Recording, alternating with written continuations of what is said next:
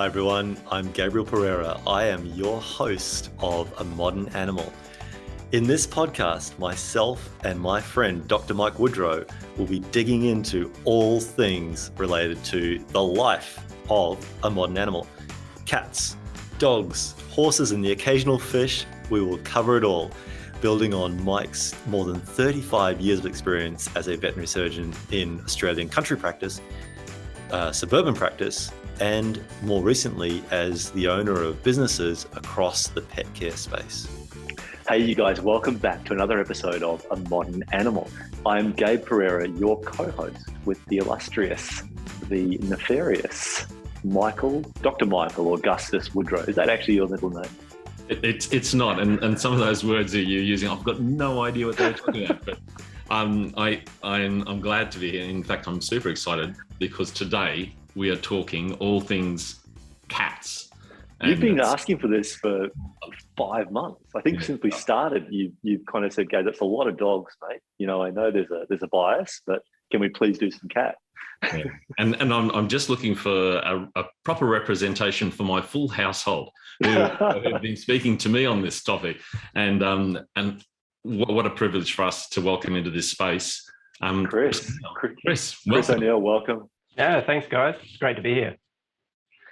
Chris, so there's not that many. You and I were talking yesterday, actually, before the call. There's this real separation, I think, as you were saying, between veterinary behavioural cat specialists and cat behavioural specialists. So yeah, maybe we can start with hearing a bit more about your background and how you got into the field. Yeah, so I guess like most people who end up in the animal industry, you know, I grew up in a household full of animals. In fact, my grandfather was a vet like you, Mike. So he used to regale me with stories about different things and lots of different facts and interesting things about animals. So I actually grew up thinking I wanted to be a vet. Okay. And yeah, so I ended up going to, in early high school, so in the mid-90s, I ended up going to, I thought, you know, this is my where I'm going. So I went to my local vet and asked them if I could, a couple of afternoons after school, come and sit in on consultations. And obviously at that time, there probably wasn't so many, you know, laws around privacy and all of that. So he said, yeah, and surprisingly, thinking back to it, it was actually Glenn Richards. Yeah, so it was his first practice here in Currajong. Yeah, so a couple of you know, afternoons after school, I'd head around there and kind of sit in on consultations. Then eventually, I got to look after the cattery that they had out the back for a couple of years as a part-time job. And during that, I know in the consultations we had, you know, lots of owners bringing in their cats for lots of behavioural issues, you know, urinating outside the litter box, aggression and those kind of things. And the problem was that no one really, maybe at that time, no one really understood cats. Like cats were a bit of an unknown, whereas a lot of the knowledge was around dogs and dog training and dog behaviour. So when it came to cats, it was very much the cat's anxious, we need to medicate. You know, that will stop it. And so I grew up thinking that. Anyway, so, you know, life got in the way. My social life got in the way. I didn't end up being a vet throughout high school and uni. I think, you know, it was my social life was more important. But so I ended up doing business at uni and spent a good part of 15 years in kind of a middle management area in a large organisation. Anyway, so about 8 years ago, my girlfriend at the time, we were living in a townhouse, brought home a litter of 6 cats. Oh. And yeah, that she'd rescued. They were only 3 weeks old. And at the time, knowing, you know, how the potential issues that could happen, I said, look, you know, no. And she said yes. And I said no. And then she won.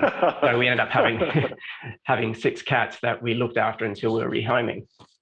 Anyway, so throughout those first early weeks and months, we ended up rehoming about 3, and we were having trouble rehoming the last 3, but by that stage they'd developed their own little personalities and I was starting to gel with it. And I said, part of the family. Yeah, I said, hey, what would happen if we kept them? she goes, "Oh, I'm so glad you said that because I want to as well." And so anyway, we had a household with 3 cats, and then, sorry, the around 18 months marks a fairly undefined life stage called social maturity. And this is when, like, a lot of behavioral territorial issues, they've just come out of adolescence, and they start to think, oh my God, I'm a territorial animal here. What are other cats doing in my territory? So we can start to get, we started to have like urination issues and a bit of aggression. And I thought, oh no, here we go. Like, thinking back to my vet days where medication is the only thing, or rehoming, or, worse, getting put to sleep. But so I thought, no, these are my cats now. So I did a lot of research online, worked out, tried a lot of different things. And over a few months, I kind of got it to a point that the household was running quite well. Anyway, so I thought, well, if other people are having these problems, if I'm having these problems, then other people will be as well. And so by that stage, because we'd become kind of cat obsessives, you can't have 3 cats without being obsessed with cats. You kind of build a social network with other people with cats. And, when they have problems, I used to help them out and whatnot. So at one point there was an opportunity to leave where I was working. And I thought, this is kind of what I want to do. It's very rewarding for me. So, I went and formalized a bit of education. Like, the whole industry is very unregulated, the whole animal behavior industry. So there are a couple of kind of industry bodies that are trying to bring professionalism and regulation to it. And so I went to a more highly regarded, I guess, institute, which did like a year kind of education on cat behavior and behavior in general. And so I did that, formalized my education, and started this business. And it's going really well. Yeah. Well, I think to your point, there's so much focus. And I think, look, it's not that we had a really, like you, a really experienced canine behaviourist on some episodes back. Yeah. And as you rightly said, I think there's more canine behaviourists than there perhaps are feline behaviourists, but still it's a fairly niche profession, isn't it? And most people probably, their first port of call would be the vet, wouldn't it? When cats in particular are having behavioural issues. Yeah, it is, and I suggest that it is as well. Yeah. So I guess how does an owner, Chris, differentiate between, say, a clinical behavioural issue and I'm going to use the wrong word, a lifestyle behavioural issue? When is it a training quirk? When is it as you said, a transition from adolescence to adulthood quirk? And when is it something that, perhaps does require more serious intervention? Yeah, I often ask people to, if it's a new behavioural issue, check with your vet first. Rule out the underlying medical things. Mike, you'd probably agree with me here, where it's, there are pain syndromes, there are, there's a lot of things that can go on that will manifest as these behavioural issues. Once that's ruled out, then hey, let's start looking at the lifestyle issues, as you say, like behavioural modification processes, the environment,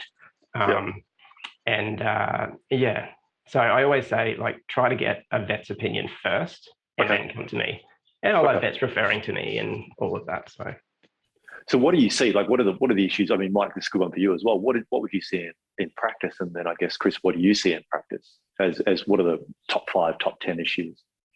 Yeah, and Chris, I'll be interested to hear your perspective. But interestingly, I think Chris has already mentioned like the top 2. So anything to do with the litter tray. So urination it seems to be a really common area, and the other is aggression. Beyond that, Chris, what are you looking at, or what are you seeing as patterns of behaviour that are of concern to owners? Yeah, so the aggression I kind of split into 2. So there's human-directed aggression and animal, or aggression between cats. Furniture destruction is a real big one as well. There are what I call like the annoying behaviours, attention-seeking behaviours. This is particularly bad for at nighttime. So when cats will literally walk all over their owners, scratch the door, do all these kind of things. And that's when the owners really come to me and are just completely out of their skull because they haven't slept in weeks. Please make this stop. Yeah. And the problem is they keep reinforcing the behaviour by giving the cat attention. So it's this circle of reinforcement that tends to happen. What else? So the annoying nighttime behaviours. Any kind of. I like the owners that come to me with this because I know they really care, but they say my cat is not living their best life. They're anxious. So they might be over grooming. They might be, you can see that the cat's hiding all the time, that kind of thing. And they really care. So we'll spend a lot trying to figure it out. Yeah. So those are kind of the main ones, but the top three really are litter box aggression and furniture destruction. Yeah. And is it a similar approach to giving the animal support to get through those issues? So talk us through. I mean, the way we found to be really helpful for me in particular is for you to present almost like a case study. So if you took us through a day in the life of one of those situations, let's take one of those ones that you just mentioned. So the anxious cat, the cat who's hiding behind the curtains or in another room. What's your process with that animal? And probably the owner as well, right? Well, yeah. See, what happens is that cat behavior issues they stem from three different things normally. Okay, First of all is their first 9 or 12 weeks of life. So their early conditioning, their socialization. You got to think that cats are naturally outdoor animals. So when any good breeder will make sure that the cat is handled correctly, like handled a lot by humans. They're exposed to novel situations, the sound of the washing machine, the vacuum cleaner, all that kind of stuff. So they become well adjusted. So desensitized rather. Yeah. But what we call desensitized or well adjusted is actually, kind of shoehorning them into an unnatural environment to them. Yep. But hey, that's how they live with humans and whatnot. Then you've got the environment. Like the environment is probably the most important thing as far as so what we consider to be bad behaviors are simply the cat reacting naturally to their environment. It's usually that the owner hasn't provided what the cat needs to act in their natural way. So the difference I kind of think between cats and dogs, right, is that dogs are products of their owners, cats are products of their environment. A dog is basically born with a default switch that they must love their owner. They're a pack animal. They're used to that dynamic with the alpha, all of that kind of stuff. Exactly. They're happy wherever the owner is. Whereas a cat, the difference is their environment is the most important thing to them, their territory, and the owner is simply part of that. We share that territory. And so what? Slight segue. What is because they always say that the owner works for the cat. As a behaviorist, what is the actual what's happening physiologically with the cat, or psychologically perhaps? What does the cat actually think about us? But I mean, look, see, with a cat is that, like I said to you before, like dogs, they naturally they gravitate towards the leader. Yeah. I mean, there's some genetic adaptations in dogs that tend to lean them towards hypersociability. So they need that interaction with each other and their owner. Cats, on the other hand, don't really have that. They're still basically wild animals. Yeah. There is some domestic genetic adaptations, but it's very, very few. It's only in the 1940s, the 1950s that kitty litter was invented, which brought them inside. Yeah. So what is that dynamic with the owner? Is it I tolerate you, or you're a source of food, well, with a cat, it's very much you need to work for that relationship. Yeah, so you're a source of food, but also is that it's and to be honest, I'm talking to dog people here, so I'm not going to say it's more rewarding, but it's rewarding in a different ways. That it's not by default that they love you. So when they do end up being affectionate and loving you, it's because we've worked for that relationship. It's it's a mutual kind of understanding. It provides mutual benefit. So it's just a very different dynamic. Yeah. You'll have some cats that act like dogs. Yeah. And that's okay. That's just a product of their early kind of history and socialization, and also the interaction between the owner and the cat. Yeah. But it actually brings me on to my next point when we're talking about the kind of three different things. Is what a lot of the time what determines a cat's behavior, apart from their early conditioning and their environment, is actually the owner's actions. Okay. So if you think about it this way, the way that I look at cat behavior is that you've got the ethological aspects. So that's how cats act within their natural environment. And then you've got superimposed on that is kind of like the principles of conditioning. So operant conditioning, classical conditioning, which govern all, all animals and humans on Earth. How and where that comes about is that a cat will continue to act, or any organism will continue to act in a way that has gotten them reward in the past. Yep. So if you're, I'll give you an example, is that a lot of my cases are kind of human-directed aggression, and the vast majority of the time, the cat isn't being aggressive. The cat is, we call it play aggression. It's misdirected play behavior. Okay. And what will happen is that from an early age, the owner is kind of, for a kitten, I mean, a kitten is it's very difficult to sit there with a kitten and not muck around with it, not play with it, with your hands and everything like that. The problem is the kitten then grows up thinking that hands are playthings, and also your ankles are playthings, Yes. And so what will happen is that when someone's sitting on the couch or the owner's sitting on the couch and a cat comes up and attacks their ankles, the owner will start to, yell at the cat and scream at the cat and push the cat away. But because of the early conditioning, the cat thinks that's part of the game. They don't understand no. They don't. They just go, oh my God, I got a rise out of him. This is fantastic. And it's a response. And then they run away. And then the thing is, when they run away, the owner goes, they knew what they were doing wrong. But it's not the case at all. This is part of the game. The cat wants to run up. It's just a whole thing that inadvertently, the owner has created this monster. I actually call it training a terrorist. So so it's just one of those things. And then once the owner realizes what they're doing wrong, it's very easy to think. So with dog behavior issues, a lot of the time there's a training component involved. With a cat, it's less about training the cat, it's about creating the right environment. And also the owner has to have the knowledge to understand what they're doing wrong as well. Yeah. So you use this word environment, and I want to double click on that if we can. Yeah. What does that mean? Is that just the physical environment, or is that the day-to-day routines of the cat, or is it I do. Lot? It is the whole lot. I don't, depending on who I'm talking to, I'll kind of explain environment and routine. So a cat is, like I said before, like dogs are happy. They don't care about the routine as long as where their owner is, And I'm being very general there. They're just happy where their owner is. A cat, to feel in control and confident, they need to know, they need to depend on a routine, and they don't tend to like change. Of course, there's always the cat that makes a liar of me, and their owner goes, no, my cat's fine. And it's like, no, I understand that. But 90% of the time, any change is considered a threat unless proven otherwise. Okay, explain that. So does that mean a stranger at the door? Does that mean yes? Okay. A new couch. Moving home is quite a traumatic experience for a cat. Yeah, so some cats will run away, won't they? And they won't come back.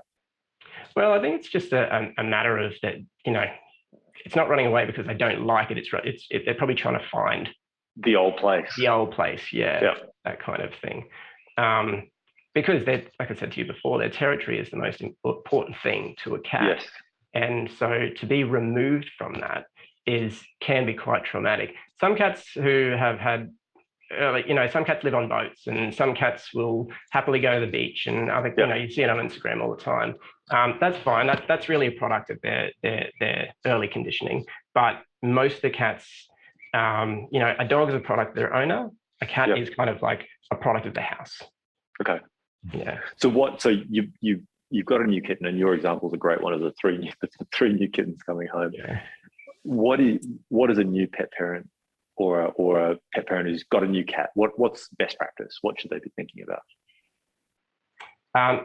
You really need to understand what the cat's needs are, as far as what their natural behaviors are, and the fact that a cat isn't really a set and forget animal. You do need to provide. That's interesting. Okay. Yeah. So what's the process there? Is that just a matter of take half a week off work and observe the animal? Not necessarily. It's just about kind of understanding. So before you get a dog, you should really be, checking out their breed, understanding what your role is as an owner, what training they require, all that kind of thing. Cats, we're gradually moving towards this, but cat owners, they're much more what's the word? You walk past a cat in a pet shop, and you go, oh, I want that, and you take it home without really understanding what it is. So it's really, and there's a lot. I think is it fair to say there's more adoption in cats than in dogs? Like there seems to be a lot of, every home I go to seems to have a moggy that they picked up somewhere. Well, funnily, I think the latest statistics show that I think a third of Australian households have a cat of, whether it's an indoor cat, an outdoor cat. So and I think half of those will have more than one cat. Yeah, right. So it is pretty, but like, for instance, I grew up with dogs and cats. Dogs, I was more of a dog person, to be honest, but then because cats kind of just existed, they were just happy to be around. They come and got attention when they wanted and everything. And the main thing is that a lot of people, when they grow up, is that their cats are kind of outdoor and indoor. These days, that whole thing has changed. And as we, build up and people are living more dense and all that kind of thing, they are in apartments. So a cat is used to a very, very large territory, extremely large. So some... Ordinarily. Yeah, so some studies will show that they put trackers on cats, and they will travel up to tens of kilometers per day patrolling their territory, which is quite large. And then what happens is we take that animal who is, evolutionarily used to a large territory that they patrol and hunt and all that kind of, and mark and all that kind of stuff, and we kind of shoehorn them into this area that's relative to what they used to, like the size of a postage stamp, and want them to just exist. And that's when it's a complete environmental mismatch, and that's where we do run into problems. And a really rewarding part of my job is seeing a cat that an owner is completely at their wit's end with, and just with a few simple environmental changes, the cat calms down, and it's suddenly a pleasure to have around. Chris, you I was noticed that you'd authored a book. It's not the cat, it's you. And you've shared, what you've shared already has had such a deep impact on me. And so, some of the things I've heard you say, you noted that transition time around 18 months for cats as they they're moving out of adolescence. And if you kind of just do that cat dog comparison, oftentimes once you get a dog through 6 to 12 months, it's you're settling into the golden middle years. And so it could come as quite a surprise to a cat owner to find that just as things should be settling down, they're entering a new phase of potential challenge. It is. It definitely is. It comes as a surprise. Well, before that, you've got adolescence, where the cat owners start to actually think, they start to kind of go, am I cut out for being a cat owner? Like, what is wrong with me? What is wrong with my cat? But the cat is simply just exploring boundaries. They are, it's like an adolescent, human. They are going to really annoy you. But the important point there is to make sure that you've got everything. You're playing with them, you're doing all the right things so that it doesn't grow out. Like once it grows out of that stage, it then can, it's a well-adjusted cat. Yeah. It's the other juxtaposition I've heard what we've reflected on is if you were looking at a family, if you said, what's a pet light version? What's an easy pet? And you think, cat, it's small, looks after itself. And so we've got this juxtaposition where, we welcome it into our environment thinking this is going to be, like a baby step towards, maybe getting a dog one day. And yet what you've adopted and what's on offer is such a rewarding relationship. But we're going to have to turn our minds upside down to really achieve that. I think it's worth it. Yeah, I agree. I mean, I think that cats naturally, it's an evolutionary safety mechanism. They are predisposed towards the kind of anxiety, fear-based, mental reasoning. So, that's just what's kept them. Like, you got to imagine, cats are right in the middle of the food chain. And so they are extremely good predators. Like, all of their physiology is basically geared towards this one activity, which is hunting, and they do it extremely well. Cats will hunt up to 20 to 30 times a day and probably catch food for up to 9 to 12 of those times.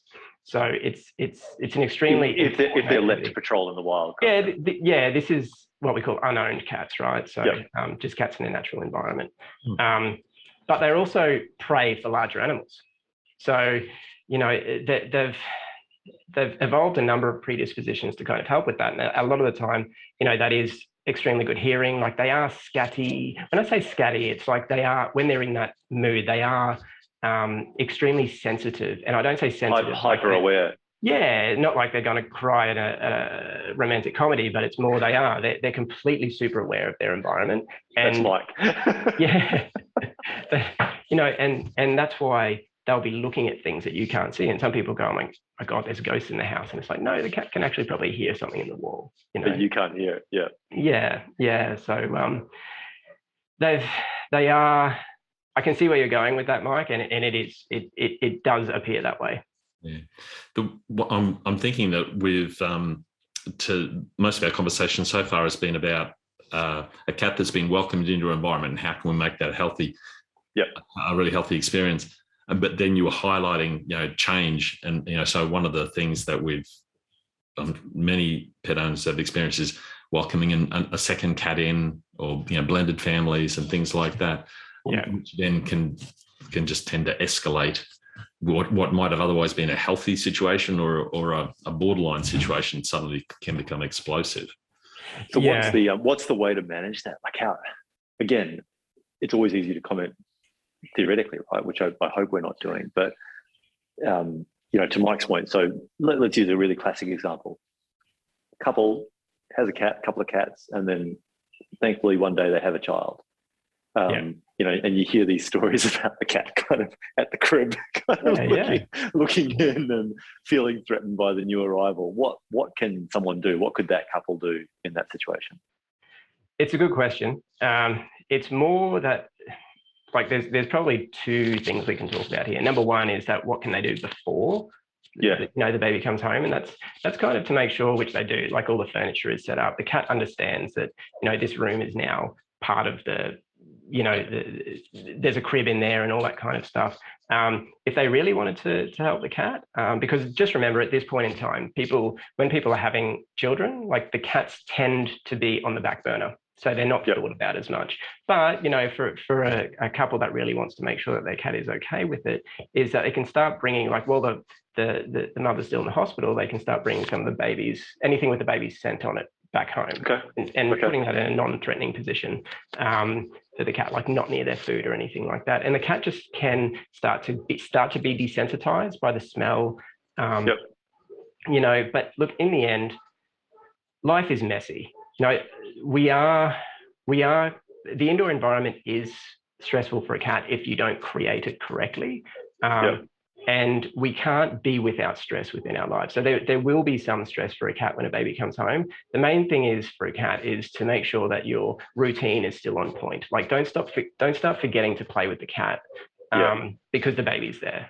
You know, otherwise that magnifies any change or stress surrounding the change that's already happening. Yeah, no, that makes sense. So go back to that example that you mentioned about the kitten play behaviors, so the scratching the hands or the scratching the ankles. Because like Mike, I grew up, and you guys as well, I grew up with cats, love them. Can't have them now because my partner's allergic to them, but you know, would desperately love a cat if I could. What would you suggest to someone who came and saw you and said, look, I'm just watching TV and all I can hear is the cat under the couch, kind of. It's very common. What does one do? Yeah, it kind of depends. All right. So the first thing is it unsafe for the cat to be doing that? I mean, you know, most people with a kitten, for instance, can deal with a few kitten scratches, and it kind of just hangs onto their arm or whatever. But that can obviously escalate later on into something much, much worse.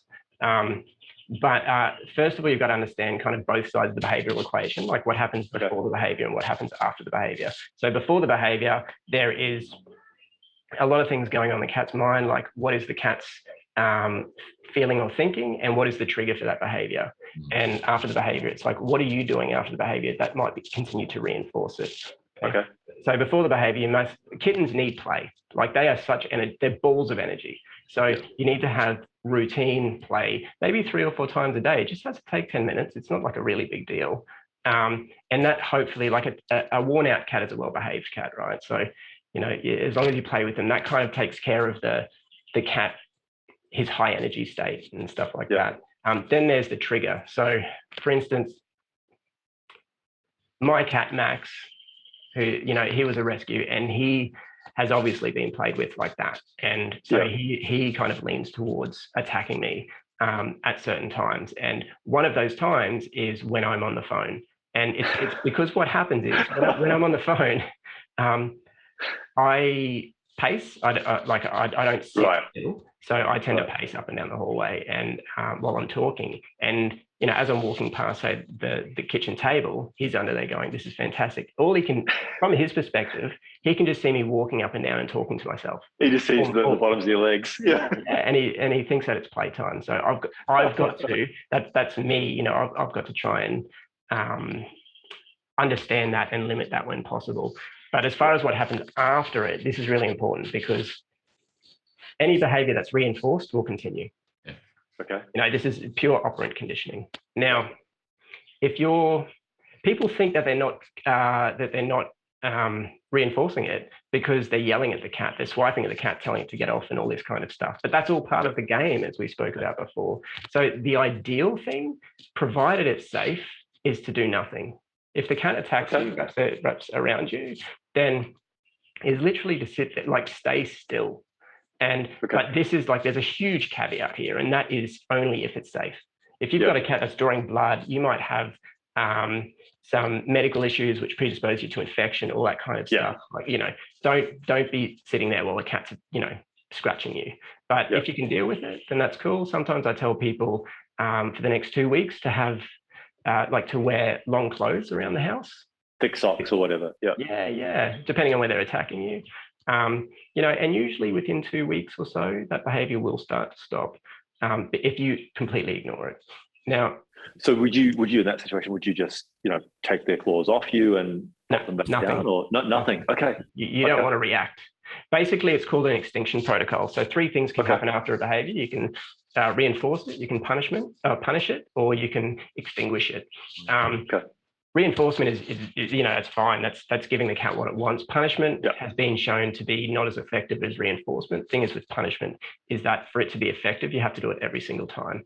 And you got to catch it forevermore as it happens. Extinction is found to be far, far more effective long term, and that is simply like, don't give the cat anything. Like if the cat stops getting rewarded and gets nothing, the behavior will stop. All right, but the problem is with extinction, there's something known as an extinction burst. And this is where the behavior temporarily gets worse before it gets better. Now, I use the analogy of it's a really simple analogy. Like, let's say that you walked into your kitchen in the morning and there was a button on the wall. And so you went and pressed the button, you think, what's this? You press the button, which is a trigger, and then a $100 note came out of the hole that opened up on the wall. And you go, this is fantastic. So for the next 30 days, you go and press the button and a $100 note comes out. You go, oh my God, I've made it. This is it. Now, on the 31st day, you go and press the button and then nothing comes out. You're not going to be happy with that. You're going to go, oh, okay, something's happened here. So you might press. I'm going to keep pressing. Again, and then it will take probably about 2 weeks from that stage for you to realize that nothing is coming out. The problem with that is that if you started pressing it really hard, say on the 5th day, you started pressing it really hard and started punching it, and then a $100 note came out, you've just gone, that's what I need to do now. Yeah. So every day you're going to go and slam it with your fist, and this is where people go, I've tried ignoring the behavior and it's just gotten worse.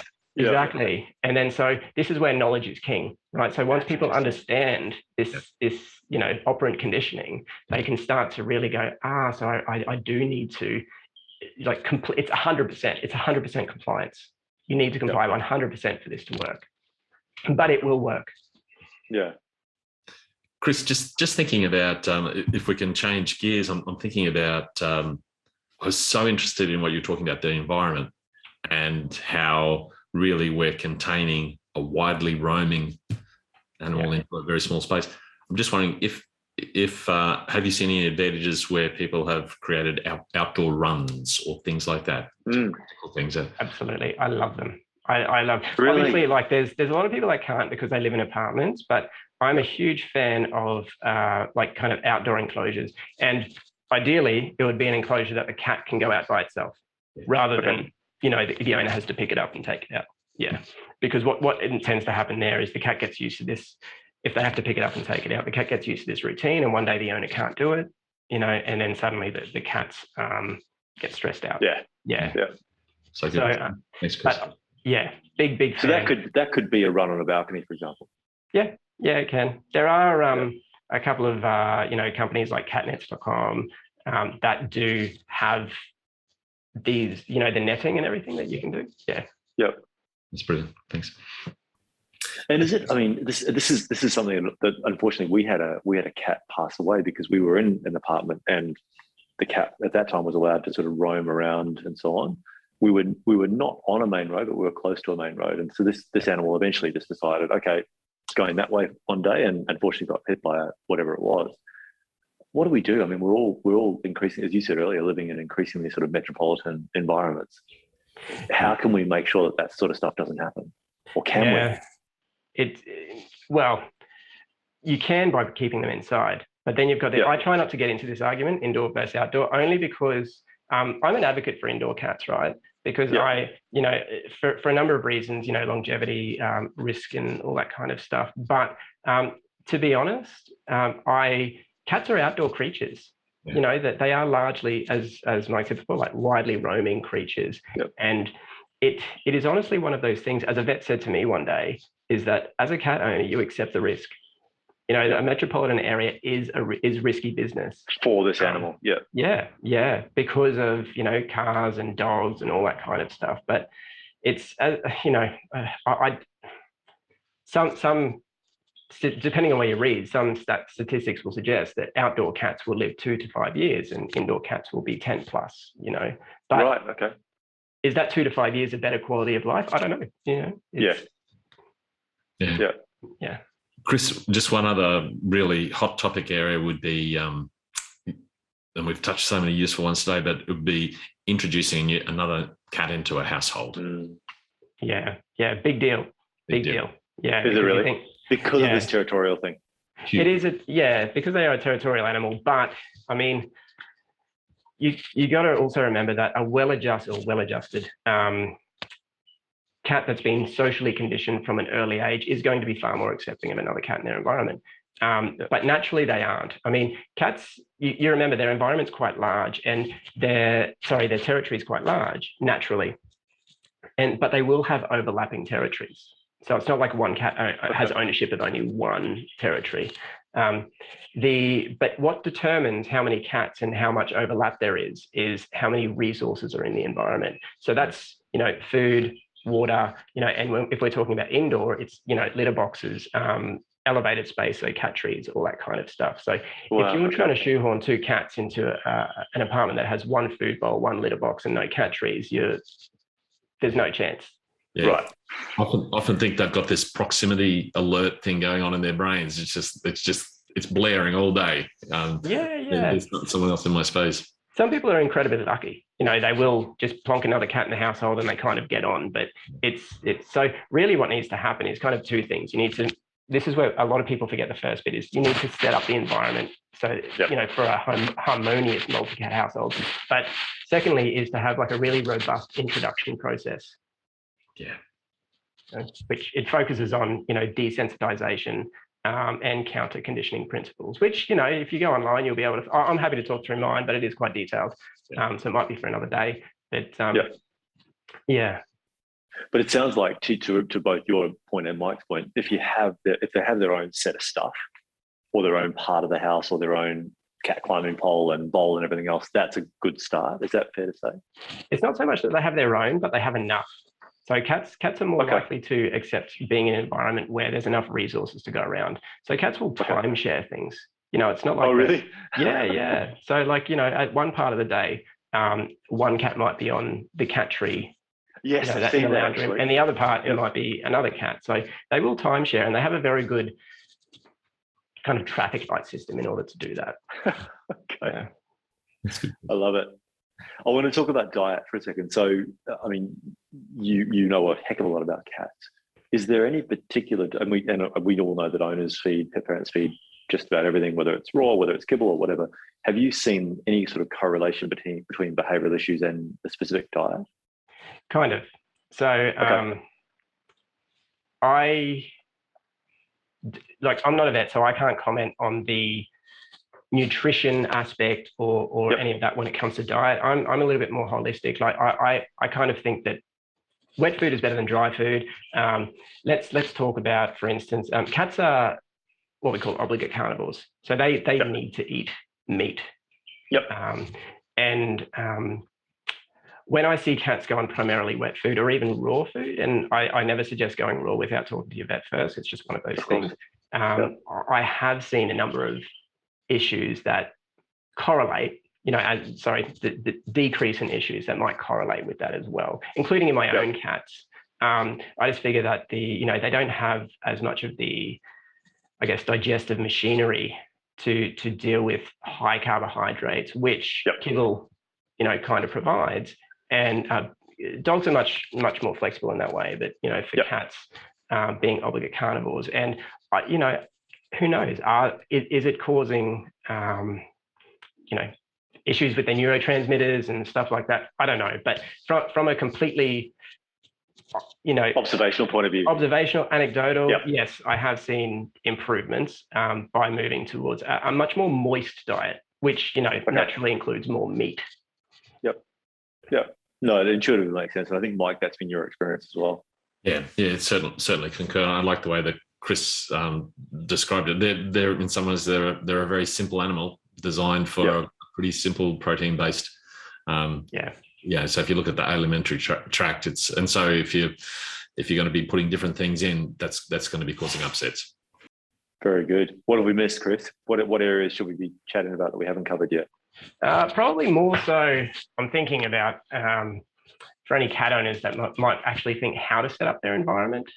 Yeah. Is probably the big deal. And this is where I spend most of my time in my consultations. Okay. Yeah. So talk us through your thinking in that area. It's less about the actual problem as much as it is creating an environment that makes the problem less problematic. Yeah. Okay. So for instance, what could we do? So what are the sort of the key things to remember? Yeah. So if you've got, say, 2 cats or, a multi-cat household, then you're quite right in what you said before, is that they need multiple of everything. They will share it, but they still need multiple. So a cat is more happy to be in an environment where there's enough resources to go around. Okay. Otherwise, Yep. we can get things like resource guarding, whereas if you've kind of like got one litter box or one food bowl, you might find one cat just kind of like hanging around there all the time. It's because they're trying to prevent other cats from getting there. So what you want to do is create what we call an environment of plenty. And a lot of people have heard the guideline for litter boxes, and the number of litter boxes should equal the number of cats plus 1. So if you've got 1 cat, you should have 2 litter boxes, 2 cats, 3 litter boxes, that kind of thing. I didn't know that. Okay. Yeah. And because that helps them not to have to feel in competition with each other. If cats feel in competition with each other, they are naturally not going to accept each other in their environment. Right? Okay. So the thing is where a lot of people fall down for the litter box thing, as an example, is that they go, cool, I've got 2 cats, I'll get 3 litter boxes, I'll just stuff them in the back of the garage there. That's all good. But you've got one big litter box then to a cat.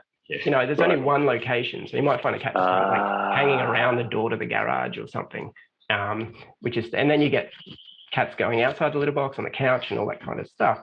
Now, I tend to extrapolate that number of cats plus 1 rule to all what I call the king resources. So the king resources are the food, water, litter, and like elevated space. So like cat trees and stuff like that. Now, again, ideally what you should be doing is if you've got 2 cats and you free feed your cat, so let's say you give them dry food, you should really have, say, 3 food bowls scattered around the house, because that then makes the cat feel like there's not only just one location for food, there's enough to go around. The same with water. A lot of cats prefer running water as opposed to still water. We think it's an evolutionary mechanism. Running water's, pressure, whatever. Yeah, exactly. Yep. Same thing. Have 3 fountains, or not fountains, but have 3 water stations around the house. But importantly, don't have the food and water together. So these are a few of these little tips and tricks. Is that I've had many cat owners that will have the food and water kind of side by side in bowls. Yep. And again, we think it's a bit of a genetic or an evolutionary adaptation. I think evolutionarily, if a dead animal's next to a water source, they're going to pollute the water source, right? Yeah. So they tend not to drink from that water bowl and stuff. Some cats will tolerate it, it's no problem. But I use the word tolerate, not prefer. Not enjoy. Yeah. Yeah. So I think food and water, have them separate, and very importantly is have the litter boxes separate from the food and water as well. So you kind of you've got 2 cats, you need 9 locations of resources around the house, because then you can imagine if 2 cats are there, they think, oh my God, there's heaps of stuff here. Yep. Whereas if you kind of had all the food bowls and water bowls clustered in the kitchen, and you had 1 litter box, or even if you had 3 litter boxes, but they're all in one location, all in one place. Yeah, it's not an environment of plenty. Cat trees or elevated space, really, really important. Again, like I said before, cats are in the middle of the food chain, so they've adapted to want to get up high. It provides them a lot of confidence. They can oversee their territory, but they can also, escape predators and stuff. So, for instance, these shelves behind me, they're for my cat Max. So people don't really actually have cat trees. They used to be for the books here, but the problem is then, I'd hear at nighttime all these books. Exactly. So Max has told me that he prefers the shelves. And get a bookshelf, get a bookcase, Dad. Yeah. And elevated space is one of the king resources. So you need to make sure you have quite a few of them around. So good. And make sure that they're in what we call socially significant areas. So places that you spend most of your time. A cat tree or a bookshelf or something is not going to be used if it's in the back of the laundry. So I just want to ask you, where were you 30 years ago when we had cats, man? I mean, I think our family made all of these mistakes and more. Most people do, but you got to remember as well that as we grew up, a lot of cats were indoor and outdoor. Yeah. So the outdoors allowed them a lot of those enrichment and all of that. So they just came indoor when they wanted to get affection, food, that kind of stuff. So it wasn't such a big deal. That certainly was our situation. So that makes me feel a little bit better. And that's why people say, why I've had cats in my life and I've never had this problem. Yes. On Facebook groups and stuff, they say, they've never had a problem. And it's like, well, because or likely because the cat wasn't shoehorned or confined into such a small environment for the whole time. Sorry, Mike, I interrupted you. No, not at all. I was just thinking about those other king resources and thinking about our cats, and so cat tunnels are just another place. And I was thinking about the loving hiding and So I mean, I talk about the king resources because I don't want to overwhelm people too much, but obviously there is, all the things you can do, the hidey holes, the toys, the food puzzles. Food puzzles I'm a really big fan of because it makes a cat work for their food like they would in the wild. As far as routine, you need to make sure play is a really big thing. If you've got a dog, you walk your dog. If you've got a cat, you need to play with it. So, and there's a right and wrong way to play as well. We're coming up on the hour, and I know, Mike, you've got a hard stop. So, Chris, I just want to really, really genuinely thank you. It's been absolutely fascinating. Yeah, it's been a pleasure. And as I said, I wish you were around 20 years ago to redress some of the mistakes that we all made. Where do people find out more about you? And I know we've got some resources you're going to send through to put in the show notes. So thank you very much. And obviously all your different web links and social media links and so on. Yeah. What's the one resource that new cat or existing cat owners should look to? And it can be your website, of course. Yeah. Well, that's why I wrote the book or the ebook that I've got is basically because I couldn't find any place that showed the kind of the ethological aspects. There's heaps of books that show just the ethological, like cats are like this because, but I've also got a chapter in there which talks about the operant and conditioning that we spoke about before, which talks about our own behaviours, basically reinforcing it, and the extinction processes and everything. So really, it's the book, which is cheekily titled "It's Not Your Cat, It's You," as you spoke before, Mike. So that's probably where. Otherwise, on my blog, there is a number of different articles on these types of things. Yeah. Thank you. Again, I want to just really recognise, it's very apparent the level of deep expertise you have in the area. So I really appreciate your time. Yeah. No, it's been great. Thanks for having me on. Thanks, Chris. Absolute pleasure.